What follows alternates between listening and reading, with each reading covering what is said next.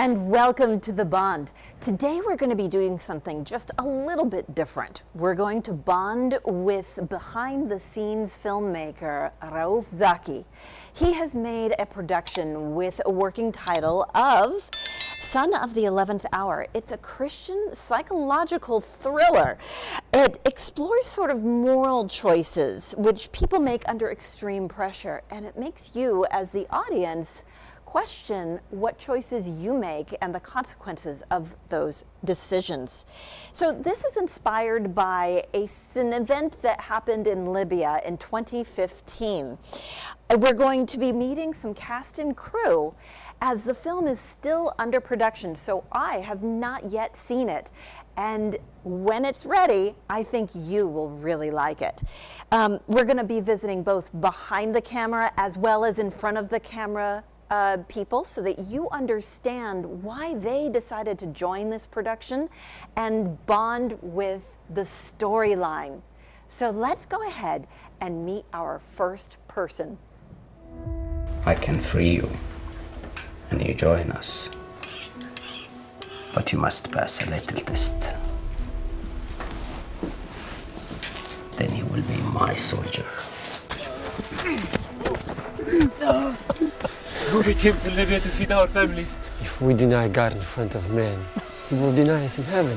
We are going home for Christmas.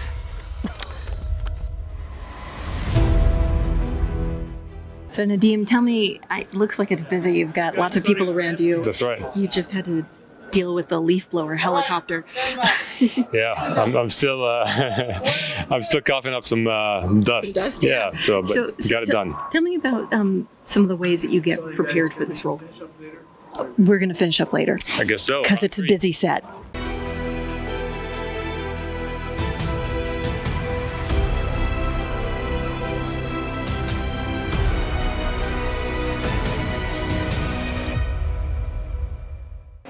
So as you're on the set, tell me exactly the type of character that you're playing. Okay, it's a good question because it's a very bad character, but it's very important to telling the story. So it's a necessary villain? It's a necessary villain because I when I first read the script, I was apprehensive about doing that kind of character. Yeah. But then I thought it's an important story that needs to be told, and this character is integral to that story. So, are you concerned about getting hate mail after this airs? No, I think the audience is smarter than to hate on the character. We're just telling a story, right? What type of characters do you normally play, or do you prefer to play? I mean, more of the same. Yeah. Do you like being the bad guy? It's more of a challenge because you need to make the bad guy, humanize him. You don't want him to be like a character or a cartoon, right? So multi-dimensional. Yeah, exactly. So you got to, because everyone has a reason for doing things. Like people believe that we're all, one circumstance away from killing someone, God forbid. But that's kind of how you look at it as a bad guy. So what sort of moral lesson do you want the audience to take away after watching you on screen? Okay, Okay, bye. we'll come back. I am Raouf Zaki. Today, I reach out to our Coptic and Christian communities with a heartfelt plea to support our film, Son of the 11th Hour. We require an additional $150,000 to fully realize this project.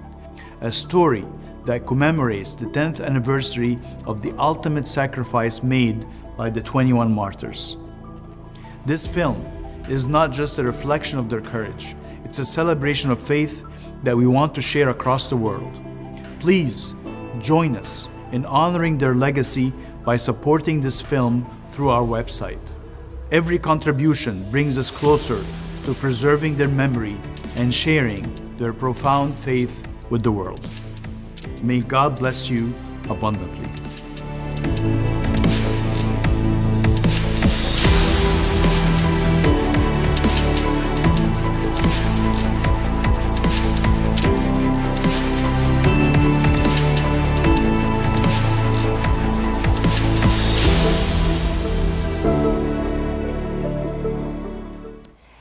Andrew. He was in the Marines, but little did he know that back in 2015, he was assigned to Operation Inherent Resolve.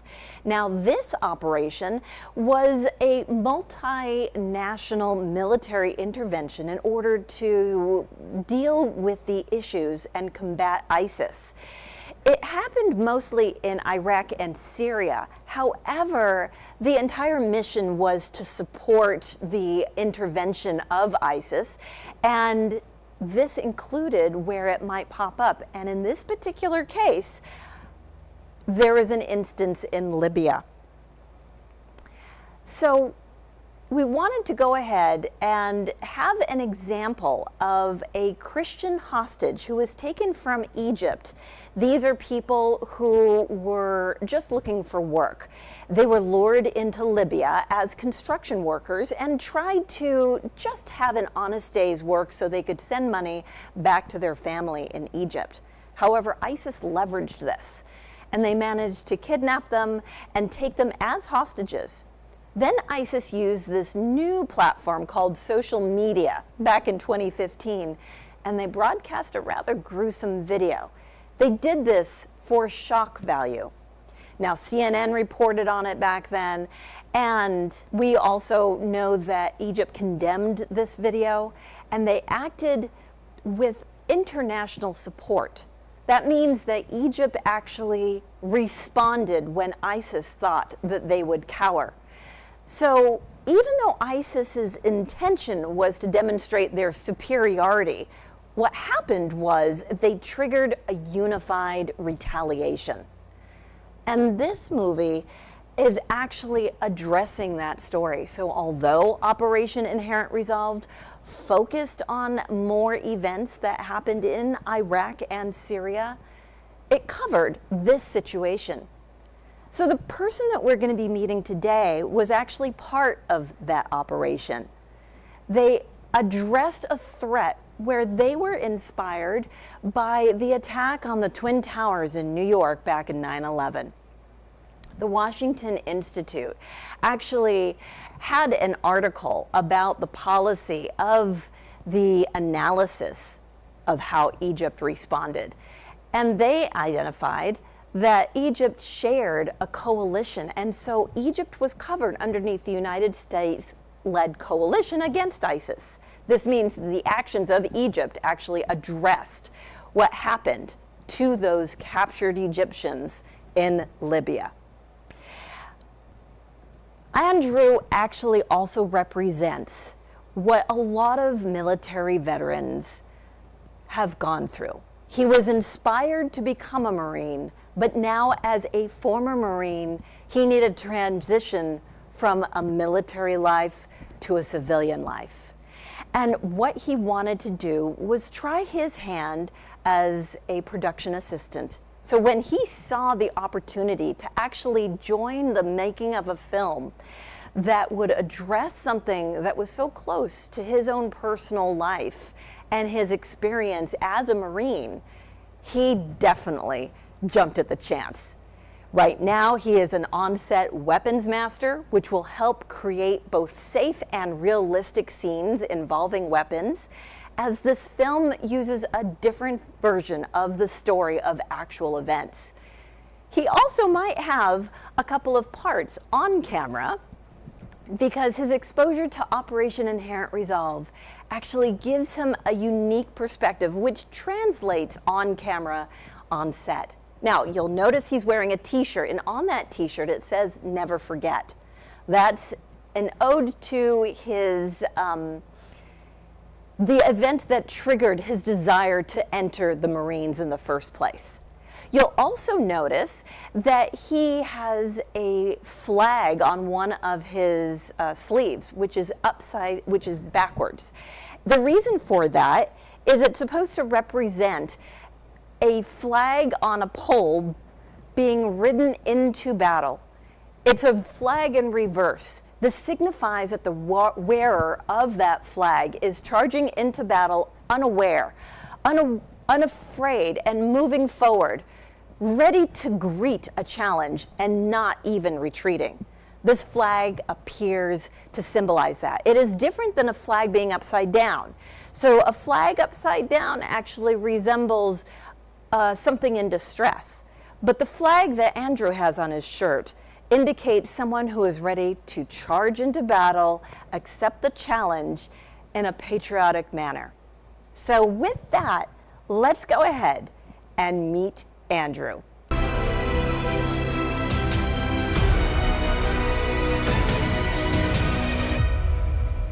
We are here with Andrew, and he might have an interesting story to tell, so I'm going to find out some more. Andrew, how did you learn about this particular story, and what connection does the story have to you? Right. So I actually learned about it online. It's a site called Mandy, and I was just throwing out resumes trying to get work. I'm starting out in the industry as a production assistant. So I found this. I recently converted, became a Christian. I was raised, but kind of fell away within the last year. Thanks to Christian media, I saw this was a faith-based film. So I sent a resume hoping, and then got an email back saying, would you be interested? And I was like, oh, I should go read what this is actually about. Right. Found out what the story was, and turns out I actually deployed in the Marine Corps a few months after this happened in real life. Really? So tell me, how was the culture when you deployed out there? Did anybody know about the story? Or? Yes. Yeah, we actually had to watch the video of them, going through what they went through. The whole process. The whole process for briefings, just to know what we were getting with. It was Operation Inherent Resolve, which was against ISIS towards the end of Obama's term and then the beginning of Trump's first term. And so it was the height of ISIS. Everybody was, worried about that threat, and it was a big concern. And then they were promoting, they really wanted to use social media. So that's why they pulled this whole stunt and filmed it. And so we wanted to stop that, and so their whole concept was to exploit this platform of social media by taking some innocent people, some construction workers, and making an example of them. Right. And do you think that that was tied to some sort of a power grab, or? Yeah, for sure. I mean, it was really taking advantage of, this new culture that was all on social media and really getting people. There's a lot of examples of Americans that converted and went over and fought for ISIS. Because of social media? Yep. Yeah, because the presence, and just convince people I'm actually playing as one of the background characters, one of those Americans, as well as my other duties on the film. Oh, so you're on camera also. Oh, that'll be a fun surprise. Yeah. That'll be great. Yep. So they brought me on as weapons master and then threw me in a scene with guns and yep, the whole deal. Fantastic. So would you want to do movies like this in the future? Oh, absolutely. Yeah. So I've been trying to get into filmmaking for years, and I'm finally starting, and I want to be a director. And like I said, I recently converted. So if you asked me 2 years ago, faith-based films wouldn't have even been in my mind, but absolutely. What was your impression of faith-based films before you converted, before you took this particular project? One word, cheesy. There's an awakening. Yeah, for sure. Everybody has to go through a standard thing, and then it's a very predictable type of plot. But even though you know the story, do you think that this is a predictable plot? I don't know about predictable. It's got some interesting ways that we're following our main character through this. Okay. It's not. You don't have to reveal too much. Exactly. Yeah. It's some fun stuff that I think isn't just the standard cheesy. Have faith and everything will be okay. Mm-hmm. And tell me a little bit about the shirt that you're wearing. I see it's Never Forget from 20 years ago, 2001 to 2021. Okay, so tell me a little bit about that. That's right. So 9/11 for me was a big reason why I joined. I was in second grade when it happened. And you kept that all those years until you were old enough to enlist? Absolutely. From that moment, I decided I want to be a Marine. Really? I think I happened to see ads at the same time, and it all kind of coalesced. And it's interesting, guys, whenever I was getting out, were born after 9/11 happened, so it wasn't a reason for them to join. So we were kind of the last group. But it's definitely something that the culture that I grew up in the military, it was all on our minds all the time, and something that we thought about, the threats that are out there and the people we have to protect. The Americans. That's right. Yep. So you enlisted and you gave your entire career over to the Marines, basically, to protect people like me. Thank you. So thank you for your service. And that was just a little peek from Andrew, who is a production assistant here on set in a very exciting psychological thriller Christian film.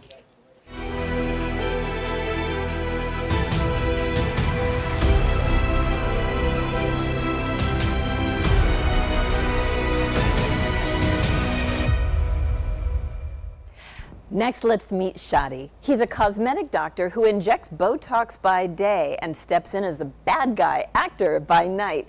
So in Hollywood, about half of all professionals juggle creative passion projects along with their full-time career, just like Shadi.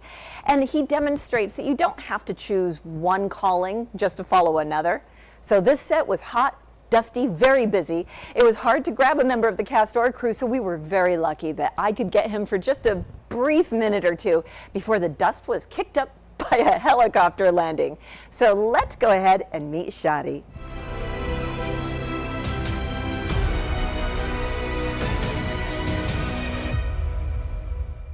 Shadi, tell me, how is it that you've gone from being a doctor who injects Botox in people's wrinkles to being a bad guy on set here?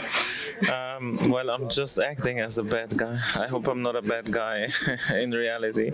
So you're really fabulous. But I still work in my medical career. It's just I had a passion for acting. It was like a dream for me, especially in Hollywood. So I kind of pursue it as much as I can beside my main careers. So that's why I'm here. But I'm still working in my main career. I'm never gonna leave it, like my medical career. So does anybody in your medical office know that you're here on set? And it sounds crazy sometimes, but it's like what I love to do, you know. I still have a lot of the time, like trying to, you know, get. I have some connections, and also I trying to get roles in the movie industry, but that is only on the side for me. I always have prioritized my medical career and my main careers, you know. So when you go to continuing education and conferences, you don't tell people you're an actor? No, not necessarily unless they know about it, but I don't bring it up unless it's necessary. Looks like the helicopter's landing, so I'll let you go.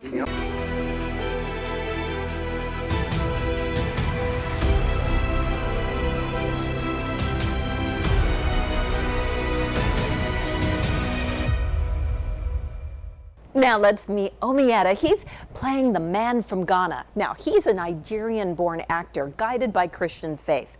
He's portraying a man wrestling with his moral compromise.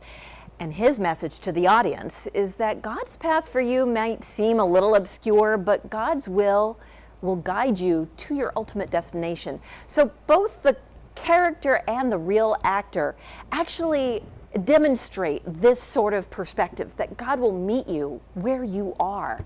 You see, it's a challenge focusing on the different choices that each of us have. It forces us to make decisions. So the real life Omieta believes that God will guide him step by step through struggles of faith and finally embrace that God is reliable, that God is real, and that we need to trust in God's timing. So when I'm talking to the actor, I saw that it's more than just following whoever is in charge and claims some messages from God. In the movie, the villain offers a way out, but the character that Omieta plays has to use discernment to see if choosing the right thing, if the consequences of those is worth the price that he might need to pay. So let's see if the decision really is from God or not. You see, Omieta, the person, believes that we cannot judge the progression of faith in others. We can only judge our own heart. So if you do not feel that you can trust God because of a terrible event, that's okay. You may progress slowly, and you may be angry at events or feel that life is unfair. You see, God meets us all where we are. Psalm 34:18 says that God is close to the brokenhearted, and Romans 5:8 actually says God demonstrates his own love for us while we are still sinners, Christ died for us. So let's go ahead and meet Omieta, the man from Ghana.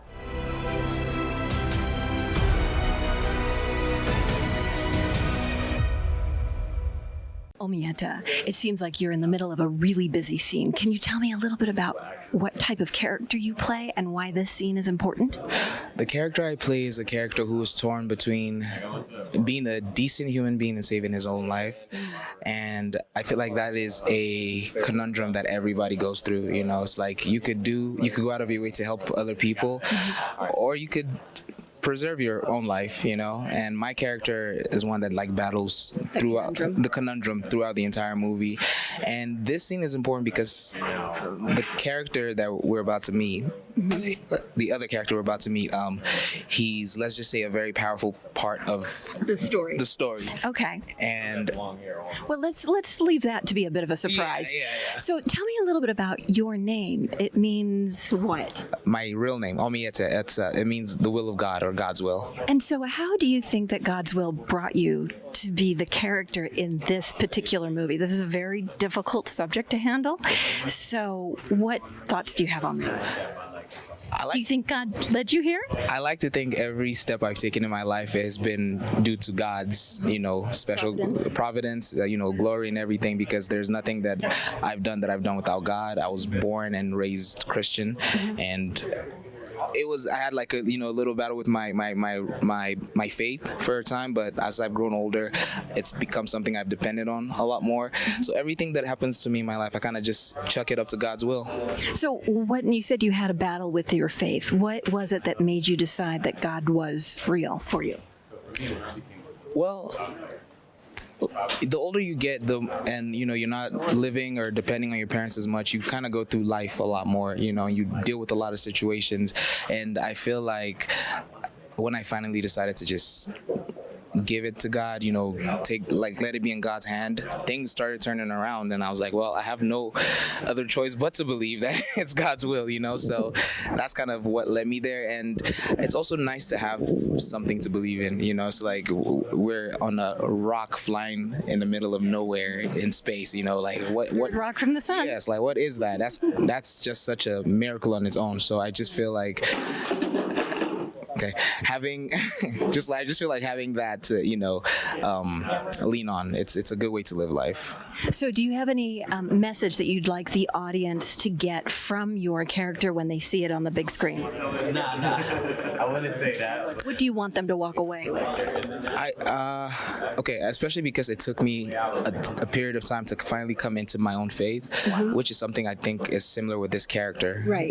I feel like there's a lot of parallels. Exactly. I feel like no one should feel guilty for not being all the way there. Like everyone has a different journey to get to that relationship with God, and those people trying to bring people into the religion shouldn't judge people or persecute people for not having arrived at that point yet. So like this character, you're probably gonna hate him for a lot of it, but I feel like eventually he does what is right in terms of his faith, and I think it's a beautiful end of the story at the end of the day. So I see that we're getting ready to call people on set. There's people pointing and having prop guns. They are prop guns.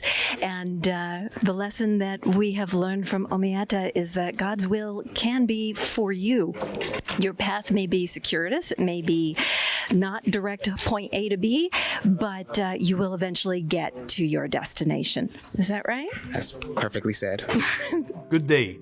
I am Raouf Zaki. I am here at Christ the Good Shepherd American Coptic Church in Long Beach, California. Today, I reach out to our Coptic and Christian communities with a heartfelt plea to support our film, Son of the 11th Hour. We require an additional $150,000 to fully realize this project, a story that commemorates the 10th anniversary of the ultimate sacrifice made by the 21 martyrs. This film is not just a reflection of their courage, it's a celebration of faith that we want to share across the world. Please join us in honoring their legacy by supporting this film through our website. Every contribution brings us closer to preserving their memory and sharing their profound faith with the world. May God bless you abundantly.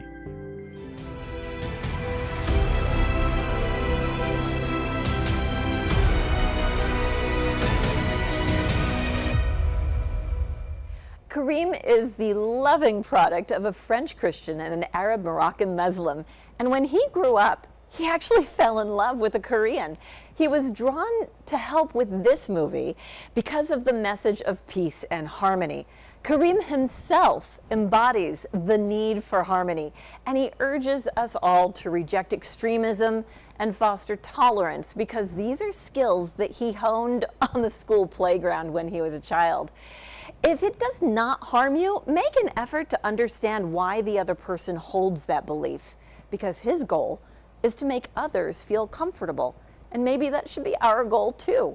He champions education and empathy and peace as a tool to negotiate life's hardest battles, even on a busy set when the director actually interrupted our interview because he needed to get ready for the next scene.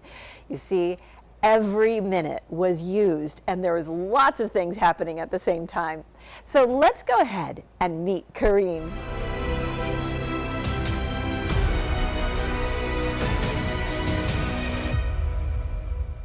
And we are here with Karim to find out a little bit about behind the scenes. So tell me what drew you to this project. So basically, I've been contacted by Raouf, our director, I think a month and a half ago, and he sent me the script, and I totally recognized myself into the script because I come from different backgrounds. My mom is a Christian French. My dad is a Muslim Moroccan. I grew up in Morocco. I spent like a few years in France too, so I know kind of both cultures. And for me, it was always very important that we all respect each other. It's something that I grew up with. I grew up with Jewish friends, Christian friends, Muslim friends. I never had any problems in my youth, and I think nowadays it's becoming a little bit more complicated to live all together. And so if I have a message to send, that would be the message. So your message is peace all around. Everybody can sort of coexist and collaborate. So what is... It has been proven. But what is the message that you want the audience to get with this film? I think the principal message is that I think all kind of extremisms are not acceptable, basically. That's exactly what I think. I think that we have extremists in all religions, on all kind of ideologies, and it's condemnable, for each religion, So if you wanted to broker peace between two factions that did not like each other, how would you start approaching negotiations? That's a very difficult question. I'm not a politician, but well, you are a bit of a politician on set here. You have to get everybody together. That's true. There's a little bit of diplomacy. Yeah. So I really believe that it comes from education. I know for a fact that when I was a kid, I was in a school where we were all together, and I think it starts from that. And when you don't have a chance to know how the other is living or has his own traditions, and we just have to be accepting of others. And for me, the rule number one is that you can accept everything as long as it doesn't harm you. So I think it's before condemning people, I think we have to work a lot on education and try to from a very, very young age, try to make everybody feel comfortable with others. And obviously, you have experience with both cultures, both opposing cultures. They got along well enough to have you. Yeah, I mean, So there's hope. It's funny because I'm from I have a European and African background, but I also married a Korean woman, and it's very funny because my mom, when I wanted to marry the Korean woman, was the first one to tell me Korean is a very different culture. It's not gonna work. And I was like, Mom, you're French and you married an Arab. What are you talking about? So I think everything is possible, and it starts from I think it's all about education, teaching our kids to be tolerant and accept each other. And that's the message: is anything is possible, especially on set. Indeed. Before you're about to take tally of all the weapons. Yeah, we're in the middle of the scene now. We're about to clear all the weapons. We have a scene where the leader of ISIS is coming in. So I guess you guys will grab some footage. Okay, we'll be right back. Thank you. Thank you.